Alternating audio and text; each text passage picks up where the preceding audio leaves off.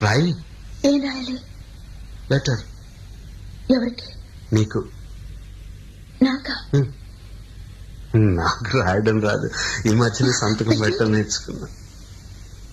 నాకు నువ్వు రాసే ఉత్తరం నేను రాసి నాకు చదివి వినిపించి తర్వాత నువ్వు చదువుకో. I like it. చెప్పు.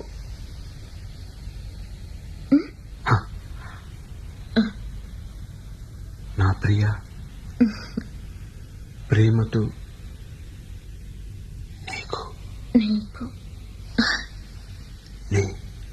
రాసే నేను రాసే ఉత్తరం లెటర్ కాదు, ఉత్తరమే రా.